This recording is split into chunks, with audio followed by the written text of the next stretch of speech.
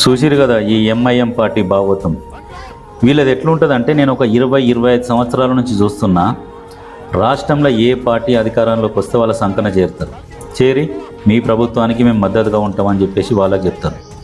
అంటే వీళ్ళ ఆస్తులు కాపాడుకోవడానికా లేకుంటే కొత్త ఆస్తులు కూడబెట్టుకోవడానికా అర్థం కాదు.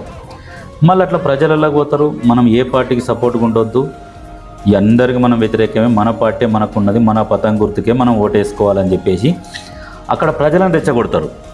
నేను చూస్తున్న ఈ 20-25 సంవత్సరాలలో ఎన్నో ప్రభుత్వాలు వచ్చినాయి. వచ్చిన ప్రతి ప్రభుత్వం కూడా ఈ పాత బస్తీలను డెవలప్ చేయాలి అని చెప్పేసి ఆలోచనతో ప్రయత్నిస్తుంటే వీళ్ళే అడ్డుపడతారు. ఈ ఎంఐఎం పార్టీ అడ్డుపడుతుంది.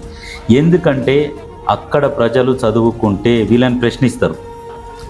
వీళ్ళకు ప్రశ్నించడం ఇష్టం ఉండదు. వాళ్ళు అదే ఇరుకు రోడ్లలోనే ఉండాలి, చిన్న చిన్న ఇళ్ళల్లో 10 మంది వాళ్ళు అట్లనే ఉండాలి, వాళ్ళు చదువుకోవద్దు అన్న కాన్సెప్ట్ వీళ్ళది.